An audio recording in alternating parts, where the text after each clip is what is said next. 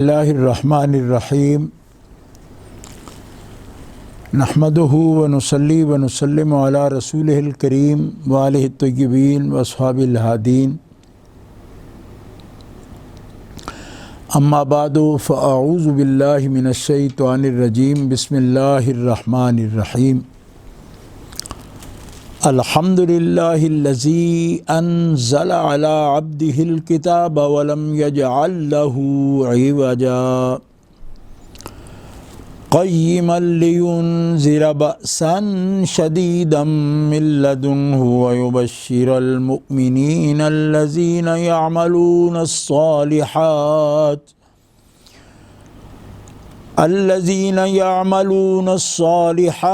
ان لهم اجرا حسنا ماکثین فیہ ابدا وینذر الذین قالوا اتخذ اللہ ولدا ما لهم به من علم ولا لآبائهم کبرت کلمۃ تخرج من افواہہم ان یقولون الا کذبا۔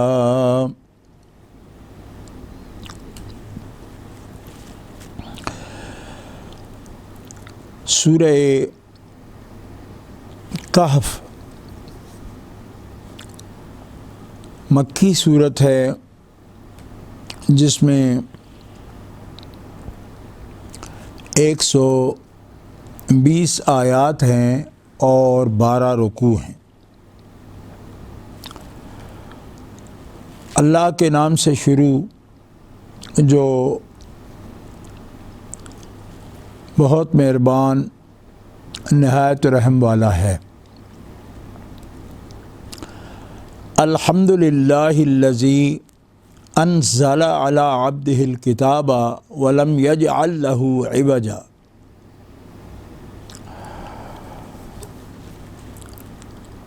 سب تعریف اللہ ہی کے لیے ہے جس نے اپنے عبد خاص پر کتاب نازل فرمائی اور اس میں ذرا بھی کجی نہیں۔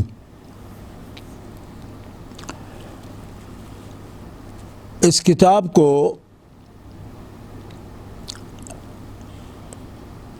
مستقیم بنایا، استقامت والا بنایا تاکہ یہ کتاب اللہ کی طرف سے سخت عذاب سے ڈرائے اور مومنین کو خوشخبری سنائے۔ وہ مومنین یعملون الصالحات جو نیک عمل کرتے ہیں، ان لہم اجرا حسنا کہ ان کے لیے بہت اچھا اجر ہے۔ ماکثین فیہ ابدا، اور اللہ تعالیٰ جل شانہ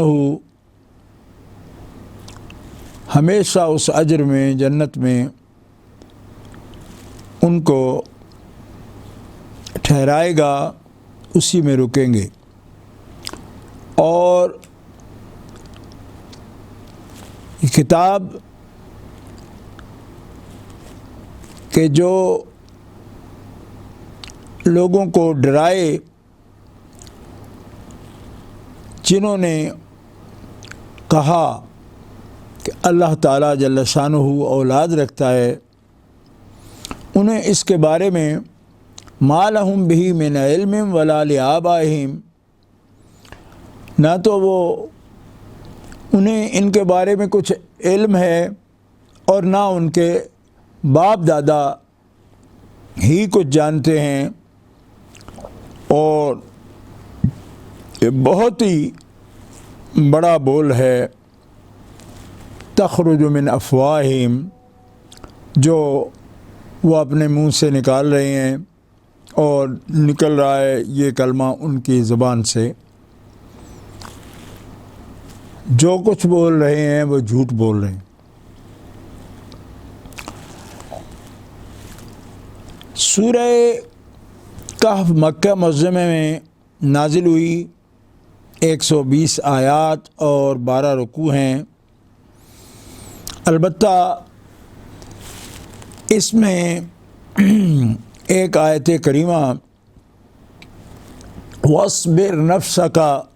مَعَ الَّذِينَ يَدْعُونَ رَبَّهُمْ بِالْغَدَاةِ وَالْعَشِيِّ يُرِيدُونَ وَجْهَهَا، اس آیت کریمہ کا مدینہ منورہ میں نزول ہوا، اور بعض مفسرین کرام نے آخری 4 آیات ان الذین آمنوا وعملوا الصالحات سے سورہ کے ختم ہونے تک کی آیات کو مدنی بتایا ہے۔ اس سورت کو کہف اس لیے کہا جاتا ہے کہ اس میں ان اصحاب کا قصہ مذکور ہے کہ جنہوں نے اہل ایمان جو اپنے زمانہ میں اہل کفر کی سختی، جبر اور دین سے ان کو پھیرنے کے لیے ان کی جو کوشش تھی، اس سے اپنا دین بچا کے تو وہ غار میں جا کے چھپ گئے۔ تو غار، کہف غار کو کہتے ہیں اس لیے جب وہ اس غار میں چھپے اور ٹھہرے اللہ کے حکم سے وہاں، تو ان کو غار والے، کہف والے کہا جانے لگا۔ اور اسی مناسبت سے چونکہ تذکرہ ہے ان کا، تو ان کا تذکری کی نسبت سے، اصحاب کہف کی نسبت سے سورت کا نام بھی سورہ کہف رکھا گیا۔ اس سورت میں حضرت موسیٰ علیہ السلام اور حضرت خضر علیہ السلام کی ملاقات، اور پھر ذوالقرنین کے سفر کا حال، اور یاجوج ماجوج کے فساد سے لوگوں کو حفاظت میں رکھنے کے لیے سد، دیوار بنانے کا قصہ بھی اس سورت کے اندر موجود ہے۔ اس سورہ پاک اور ان آیات بینات اور اس قصے کا بیان کا شان نزول، مفسرین علماء نے یہ بیان فرمایا کہ یہودیوں نے مشرکین سے کہا کہ تم جناب محمد رسول اللہ سے 3 چیزیں معلوم کرو۔ ایک تو یہ پوچھو کہ روح کیا ہے، روح کی حقیقت کیا ہے، اور دوسرا یہ معلوم کرو کہ کہف والوں کا کیا قصہ ہے، اور تیسرے یہ معلوم کرو، ان سے پوچھو کہ ذوالقرنین کا کیا قصہ ہے۔ تو ان میں سے پہلی بات کہ روح کے متعلق سوال کرو، قرآن مقدس میں سورہ کہف سے پہلی جو صورت ہے سورہ اسراء، اس کے اندر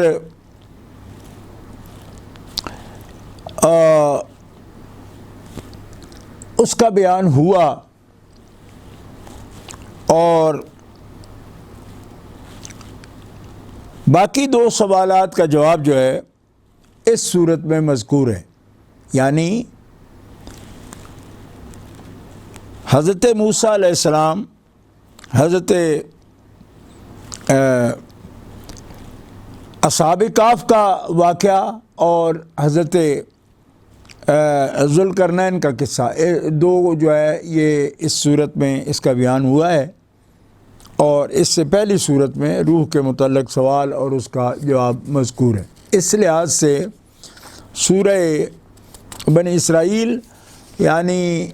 جو سورہ اسراء ہے وہ اور اس کا آپس میں ربط بھی موجود ہے کہ مربوط ہے. جو سوال انہوں نے کیے نبی صلی اللہ علیہ وسلم سے تو اس کے جوابات، پہلا جواب یسألونک عن الروح قل الروح من امر ربی کے تحت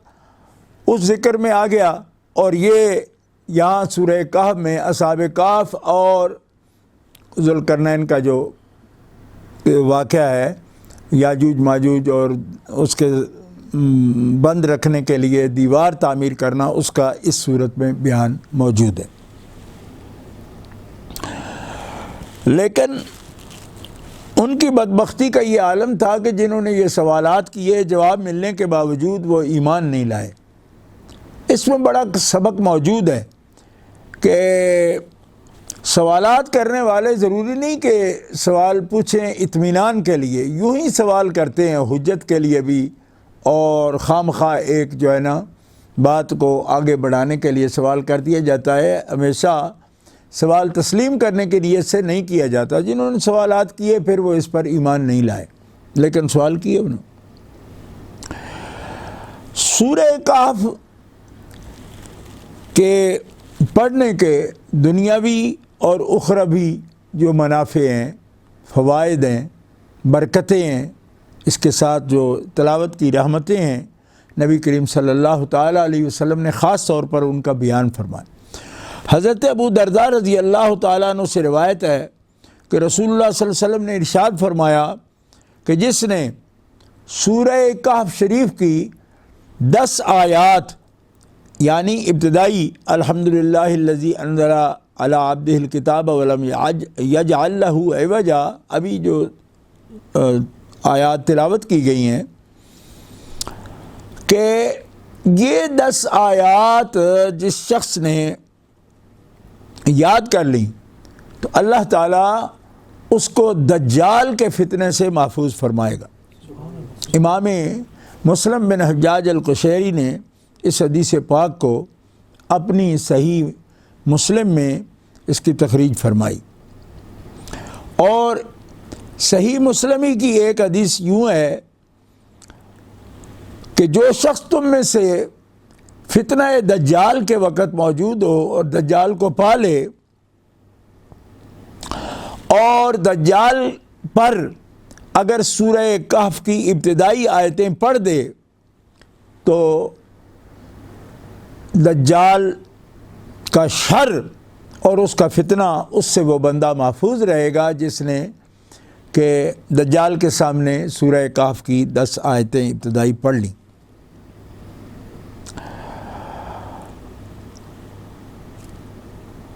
حضرت ابو سعید خدری رضی اللہ تعالیٰ عنہ سے روایت ہے کہ رسول اللہ صلی اللہ تعالیٰ علیہ وسلم نے فرمایا کہ جس نے جمعہ کے دن سورہ کہف پڑھ لی، دونوں جمعوں کے درمیان یعنی جس جمعہ کو پڑھی ہے اس سے لے کر اگلے جمعے تک اس کے لیے اللہ تبارک و تعالیٰ ایک نور اس کے لیے روشن فرما دیتا ہے جس سے اس کو روشنی حاصل ہوتی رہتی ہے. یعنی ایک جمعے سے لے کر اگلے جمعے تک، اور اگلے جمعے کو اگر پھر وہ تلاوت کرتا ہے اس کی، تو ہفتہ بھر اس کا دل سورہ کہف کی تلاوت کی وجہ سے اللہ تعالیٰ روشن رکھے گا. سبحان اللہ، سبحان اللہ. اور جو شخص جمعے کے دن سورہ کہف کی تلاوت کو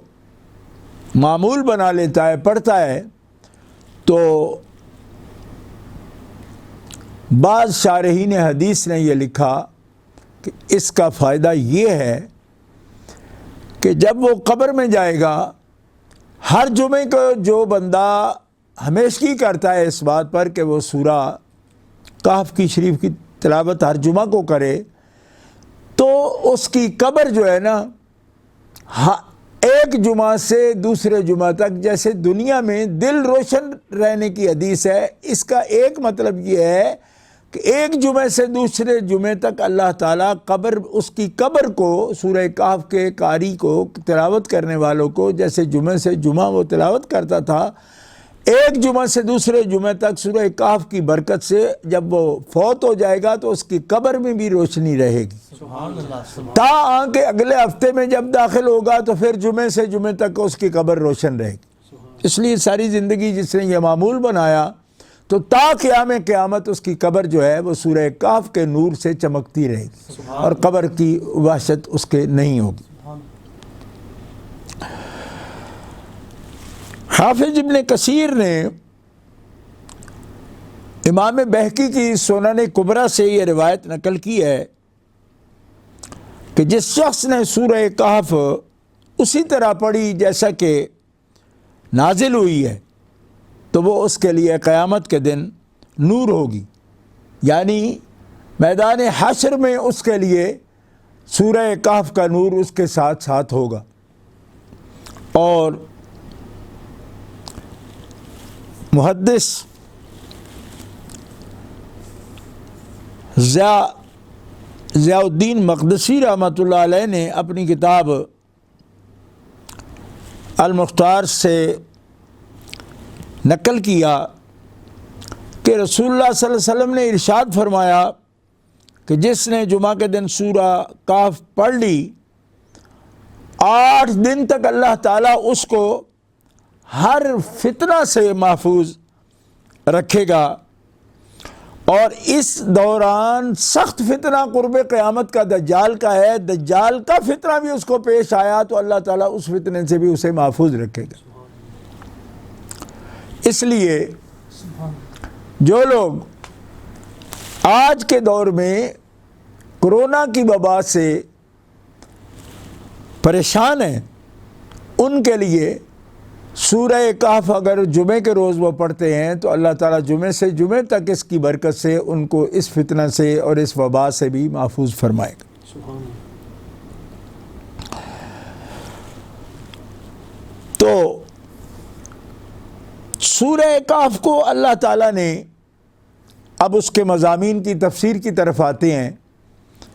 کہ اللہ تعالیٰ نے اسے حمد سے شروع کیا، الحمدللہ الذی انزل علی عبدہ الکتاب۔ اسی طرح سورہ فاتحہ، سورہ انعام، سورہ سبا، سورہ فاطر الحمد سے شروع ہوئی ہے، چونکہ یہود نے رسول اللہ صلی اللہ علیہ وسلم کی نبوت کو جھٹلانے کے لیے، تکذیب کے لیے مشرکین کو یہ سوال سمجھایا تھا کہ اصحاب کہف اور ذوالقرنین کا قصہ معلوم کرو، اور رسول پاک صلی اللہ تعالی علیہ وسلم کی تکذیب، آپ کو جھٹلانا، یہ قرآن مجید کو جھٹلانے کو مستلزم ہے۔ اس لیے سورہ کی ابتدا میں فرمایا الحمدللہ الذی انزل علی عبدہ الکتاب ولم یجعل لہ عوجا۔ سب تعریف اللہ ہی کے لیے ہے جس نے اپنے بندے یعنی عبد خاص پر جناب محمد مصطفیٰ پر کتاب نازل فرمائی، اور اس کتاب میں ذرا بھی کجی نہیں، نہ اس کی عبارات میں لفظوں میں کوئی خلل ہے اور نہ فصاحت و بلاغت میں کوئی کمی ہے، نہ ہی معنی کے اندر کوئی تناقض ہے، اور کجی کی نفی فرما کر قیمن فرمایا۔ اللہ اکبر، کہ کمی نہیں ہے، کجی نہیں ہے، اس کا کوئی مضمون ظاہراً و باطناً جس میں کوئی کجی نہیں ہے، کوئی جھوٹ نہیں ہے، کوئی اس میں ٹیڑھا پن نہیں ہے۔ اللہ اکبر۔ اگر قرآن پاک جو کجی کو دور کرنے آیا ہے تو اس کے اندر اگر کجی ہوگی تو وہ کسی کج رو کو، غلط چلنے والوں کو، ٹیڑھے عمل والوں کو، ٹیڑھے عقیدے والوں کی وہ کس طرح ان کو سیدھا کیسے کرے گا، اصلاح کیسے کرے گا اگر اس کے اندر خود کجی ہو، ٹیڑھا پن ہو۔ اس لیے اللہ تعالیٰ فرماتا ہے کہ اپنے عبد خاص پر ہم نے وہ کتاب نازل کی ہے کہ جس کتاب کے اندر کوئی کجی نہیں ہے، بلکہ وہ قیم کتاب ہے، قیم ہے۔ اللہ اکبر۔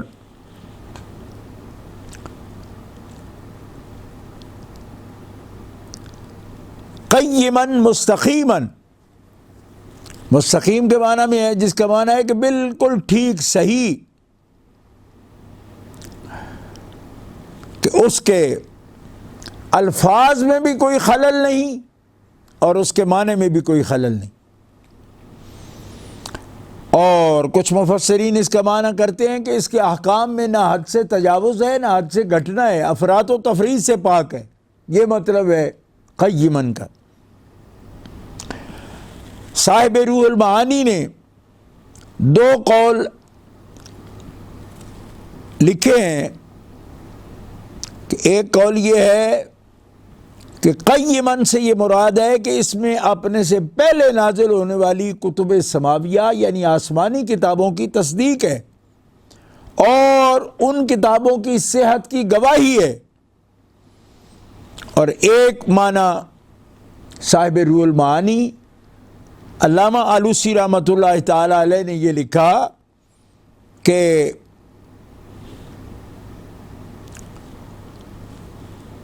بندوں کی مصالح کا کفیل ہے، وہ سب باتیں بتاتا ہے جن سے بندوں کی دنیاوی زندگی اور اخروی زندگی دونوں درست ہو جائیں۔ یعنی ایسی صاف سیدھی احکام والی کتاب ہے جس میں کجی نہیں، اور وہ خدا کی مخلوق کو اس دنیا میں بھی حفاظت عطا کرتی ہے اور ہر قسم کی کجی کو، ٹیڑھے پن کو، ان کے دلوں میں جو ٹیڑھا پن ہے اس کو بھی دور کرے گی، عمل کے ٹیڑھے پن کو بھی دور کرے گی۔ یعنی وہ قیم کتاب ہے کہ جو سیدھا کرنے والی ہے، اس کے آپ اپنے احکام بالکل صاف ہدایت ہیں،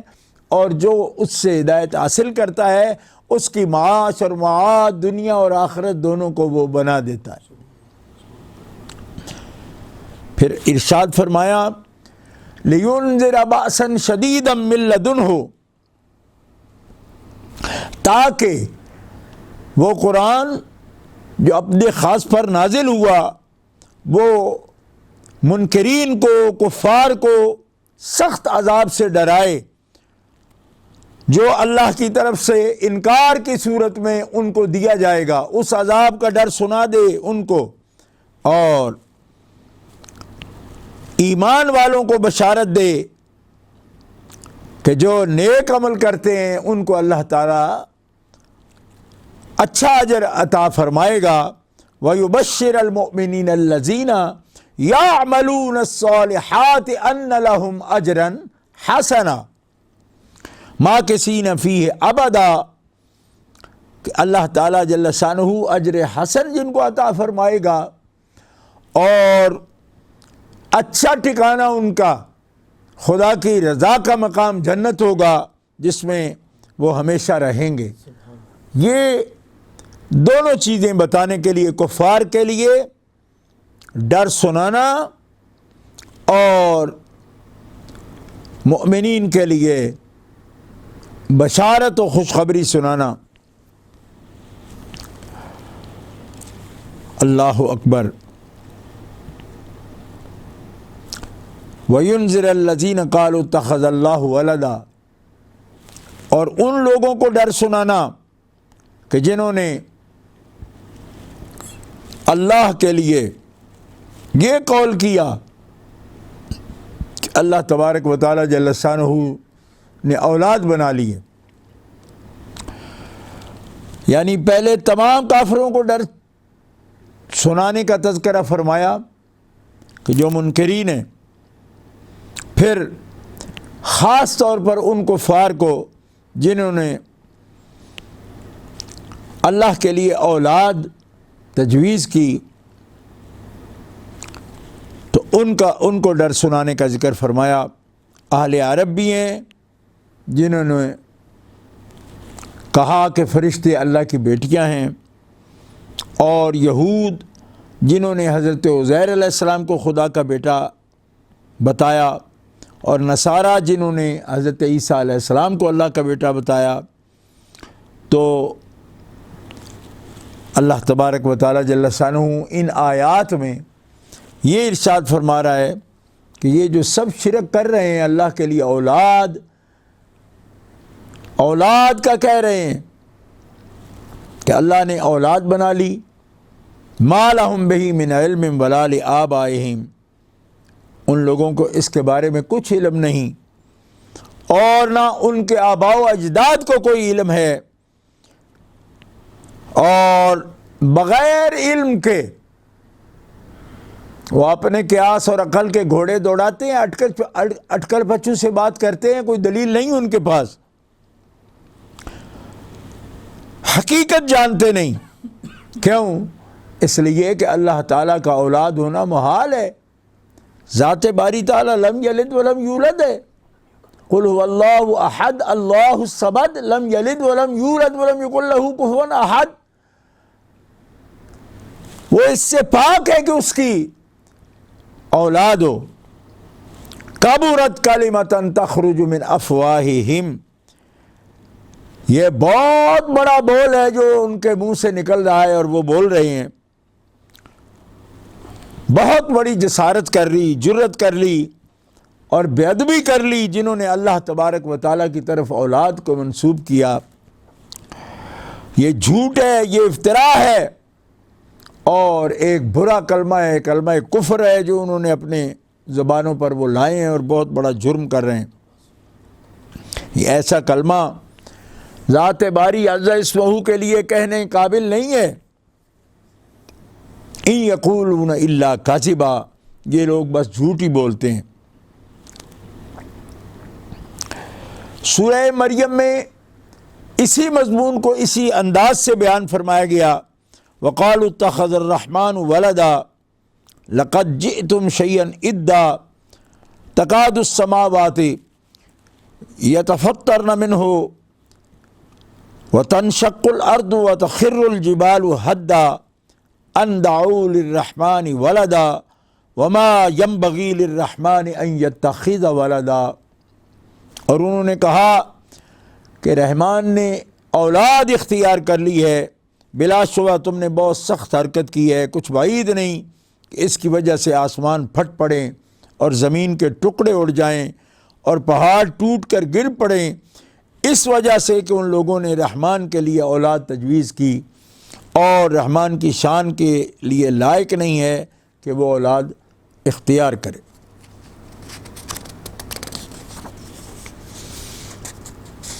فَلَعَلَّكَ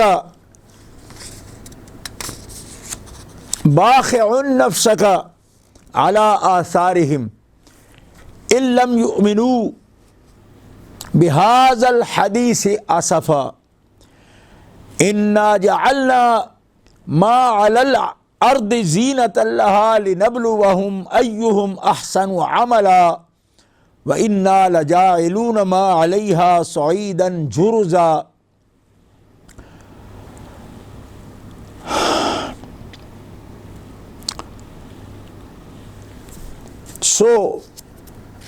یعنی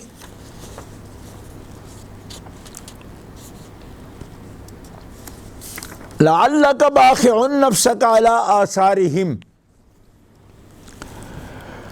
ایسا تو نہیں کہ آپ ان کے پیچھے اپنی جان کو غم کی وجہ سے ہلاک کر دینے والے ہیں، اور یہ لوگ اس مضمون پر ایمان نہ لائیں، بے شک بلا شبہ زمین پر جو کچھ ہے ہم نے ان کے لیے زینت بنایا ہے تاکہ ہم لوگوں کو آزمائیں کہ ان میں سے کون اچھے عمل کرنے والا ہے، اور انا لجاعلون ما علیہا، جو کچھ زمین کے اوپر ہے، زمین کے پر اللہ تبارک و تعالیٰ نے بنایا ہے، وہ سب کا سب اللہ تبارک و تعالیٰ اس کو صاف میدان بنا دینے والے ہیں۔ سب جو کچھ بنایا ہے مٹ جائے گا، کچھ بھی نہ رہے گا۔ ان آیات میں جو ابھی ابتدائی آیات آپ کے سامنے تلاوت کی گئیں، اس کا مطالب بھی، تفسیر بھی آپ کے سامنے پیش کی گئی، ان آیات کے بعد اب فَلَعَلَّكَ بَاخِعٌ نَفْسَكَ، اصحاب کہف کا قصہ شروع ہونے والا ہے۔ مشرکین اور یہود رسول اللہ سے طرح طرح کے سوال کیا کرتے تھے، صحیح جواب پاتے تھے، معجزات بھی دیکھتے تھے، لیکن ایمان پھر بھی نہیں لاتے تھے۔ اصحاب کہف کا قصہ معلوم تو کر لیا، لیکن اللہ تعالیٰ کو معلوم تھا کہ یہ ایمان پھر بھی نہ لائیں گے۔ نبی کریم صلی اللہ تعالیٰ علیہ وسلم کو ظاہر ہے کہ اس کا رنج ہونا کہ پوچھتے ہیں، سوال کرتے ہیں، لیکن اتباع نہیں کرتے، اس پر ایمان نہیں لاتے، اس کو مانتے نہیں۔ تو اللہ تعالیٰ جل شانہ نے آپ کو تسلی دی کہ ان کے گمراہی پر ڈٹے رہنے، کفر پر، انکار پر ڈٹے رہنے کی وجہ سے آپ اپنی جان نہ گھلائیے یا رسول اللہ، فکر نہ کیجیے، آپ کے ذمہ تو صرف بات کو پہنچانا ہے، منوانا آپ کے ذمہ نہیں ہے۔ یعنی آپ ان کے پیچھے اپنی جان کو ہلاکت میں نہ ڈالیں۔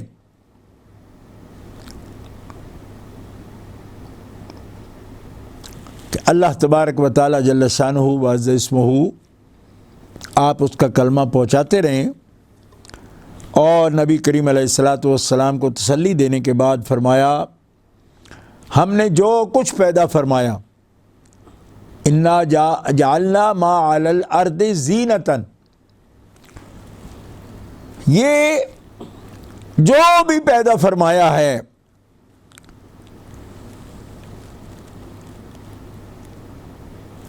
اس میں کشش ہے، زینت ہے یہ، تاکہ اس کے ذریعے لوگوں کو آزمائیں کہ کون ان میں سے نیک عمل کرتا ہے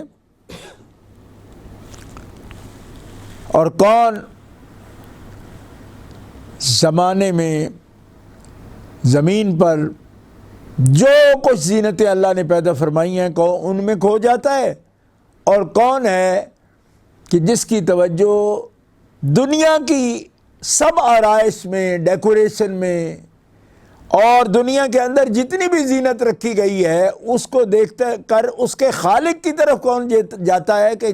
اس اللہ کی شان کی طرف، اس کی یاد کی طرف کہ جس نے سب کچھ بنایا، اور کون ہے جو اس کی زینت میں ڈوب کر اللہ تبارک و تعالیٰ کے ذکر کو بھول جاتا ہے اور اللہ کی یاد کو بھول جاتا ہے۔ تو یہ آزمائش ان کے لیے بنائی، حالانکہ یہ دنیا تھوڑی سی ہے، تھوڑے دن کی ہے، اور حق کی جو دعوت رسول پاک دے رہے ہیں تو اس کے نتیجے میں جو زندگی ملنے والی ہے وہ تو ہمیشہ کی زندگی ہے، یہ عارضی زندگی ہے، اور جس اجر کی طرف وہ بلانے والے ہیں وہ اجر بھی دائمی ہے، ہمیشہ کا اجر ہے۔ اس لیے اس دنیا کی زندگی پر وہ لوگ زیب و زینت دنیا کی اس کے میں کھو نہ جائیں، کیونکہ آج ہے تو کل نہیں ہے، یہ تو مٹ جانے والی ہے۔ اس لیے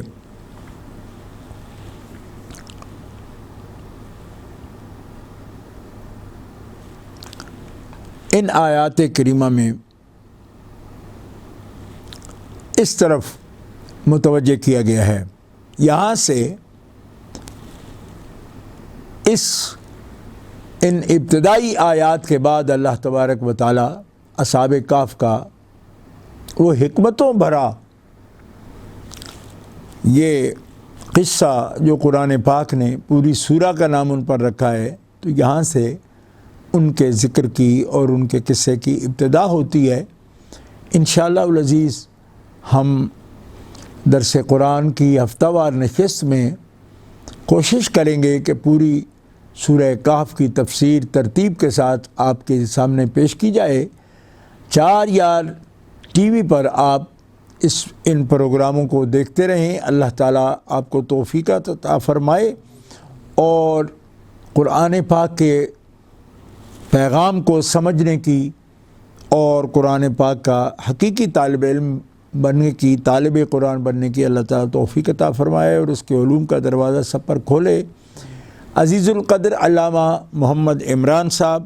اور عزیز القدر محمد انظر چشتی قادری، ان کے لیے دعا گو ہوں میں کہ ان کی کاوش سے یہ پروگرام آپ تک پہنچ رہا ہے۔ اللہ تعالیٰ سب کو سلامتی دارین عطا فرمائے۔ سبحان ربک رب العزت عما یصفون وسلام علی المرسلین والحمد للہ رب العالمین۔